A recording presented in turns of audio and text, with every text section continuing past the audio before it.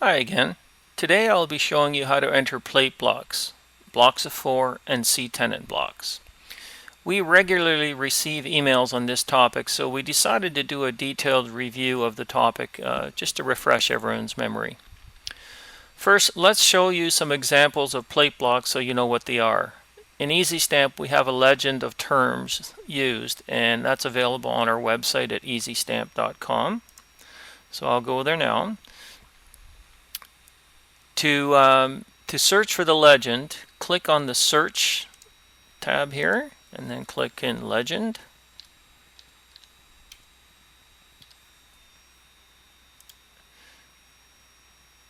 And that takes you to our page here. So we click on Common Terms for philatelic use, and you'll see a list of all sorts of items here.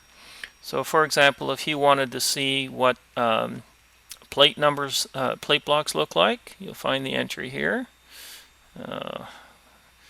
Click on it, and there's some examples of plate blocks. We also have examples of C-tenant blocks.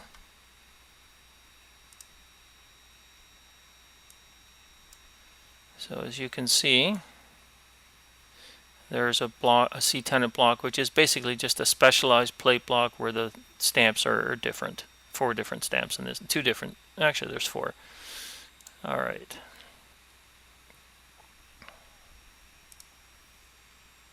Let's go back to EzStamp here. So now that we know what they are, let's enter a couple of examples. I'll be working with the USA and Canada databases in EzStamp. Let's start with the US and Scott number 855. So I'll enter that here. I've scanned 2 blocks of this stamp. One is a plate block and the other is just a plain block of 4. I'll show you here.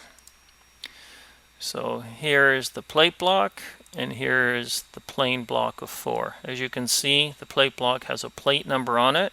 In this particular block, it is a block of 4 from the upper right corner. So there are 2 ways to enter plate blocks into EzStamp. For most serious plate block collectors, the plate number is a key collectible feature. Most US stamps were issued with multiple plate numbers, and some are more collectible than others. You should interpret that as being more valuable. I'll show you both methods. First, we'll use the method for collectors who really don't worry too much about the plate number. In this case, you can enter the plate block by its position in the Grades tab of EzStamp. So that's here. So I click on the Grades area. There's our Scott number, and here's the 4 grades, 4 positions. As we said, in our case, it was an upper right. So if we had that as a plate block, just click the green $sign. You can see that that's about to be entered. I'm going to save my entry there.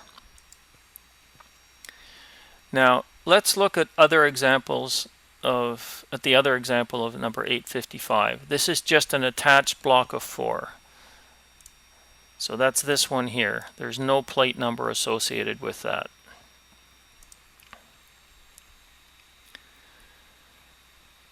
It's not a plate block, as I said. There's been much discussion about the value of such blocks over the years. For most common stamps such as this, the block of 4 is worth the same as 4 single stamps. No dealer or collector would pay any premium for the block. So I enter these as 4 singles. In this case, I will enter them as 4 very fine mint hinge stamps. In most cases, this is perfectly fine. In the case of rarer stamps from the pre-1930 era, they can be worth more to the right buyer. My experience has been that most stamps do not fetch a premium for being in blocks of 4 or other multiples. So if let's enter those 4 stamps. As I said, they were mint hinge very fine. So we select that grade, change the quantity to 4, and click on Save. And you can see it's entered here. You could also put a note in there and say, attached block of 4. So that would be a reminder to you that you have a block of 4. So now let's do the same stamp using the plate number database that is included in EzStamp. It's a massive database with over 45,000 plate numbers entered currently. So we click on the PNB tab here to expose the plate numbers listed for this stamp. In my case, it is plate number 22385, which I'll show you here. There it is, 22385.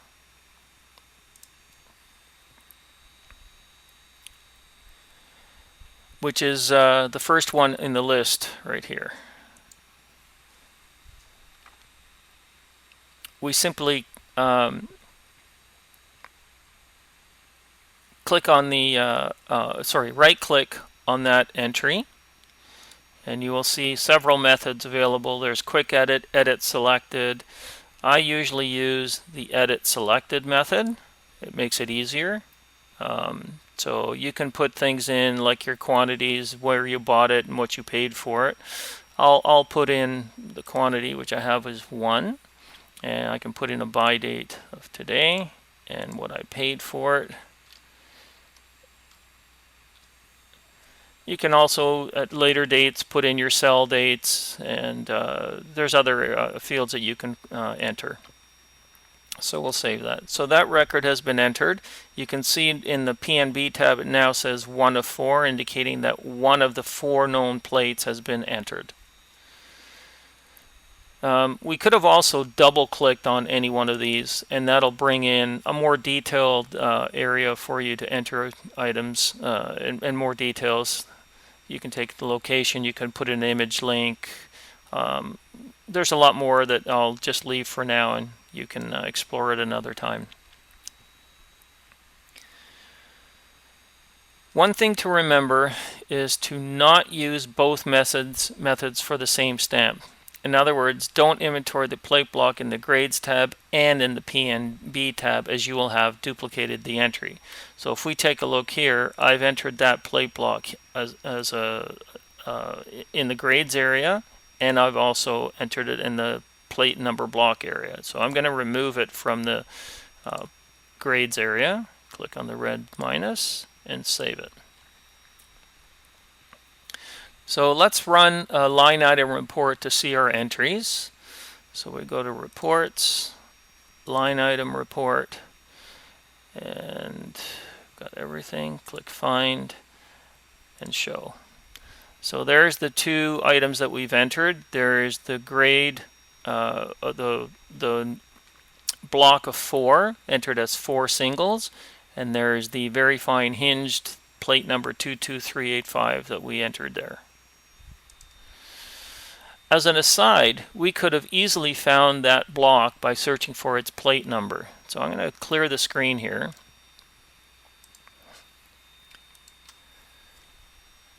And then what I'll do is I'll go to the search menu, click on PNB search, and then I'm going to enter the plate number, which is 22385.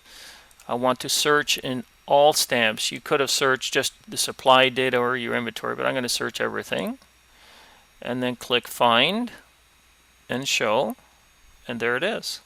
So if you double click on it, it'll bring it up in the main screen, ready for you to inventory. Now let's switch to the Canada database, and I'll do an example from there. So let's go to the Canada, and let's bring in our Canadian images. So here I have a plate block and just a block of 4 with some salvage on it, but it's not a plate block. In this particular stamp, it is a plate number 6. That'll be significant when we go to inventory it. So let's bring up Scott number 257, which is what that stamp is. In the grades tab, you will see listings for the plate blocks. So I'm on the grades tabs, and there's the plate block. In our case, it was an upper left. So I'll click upper left and inventory it. So that's been inventoried in the traditional way. without any worry or care about what plate number it is. As in the USA database, there's a specialized database for Canadian plate blocks. To see that, we click on the PNB tab, and as you see, there are 24 plates available for this particular stamp. The plate number on my block is a 6, so I will enter it as such. So we scroll down and choose plate number 6, and mine was an upper left. So I click on that. If I right click and go to Edit Selected, I can put in my buy date, my buy price, and I have one of them. And we'll save the entry.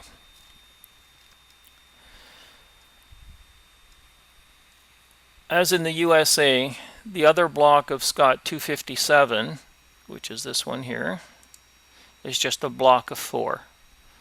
So we could enter that as a mint hinged, very fine, put in a quantity of 4, and save it. Now, as I mentioned before, you have to be careful not to enter it into both areas, the PNB and the grades tab, otherwise you'll duplicate the value. I'm just doing it for demonstration purposes, so I'm going to remove it from the grades tab. And then I'll run a line item report.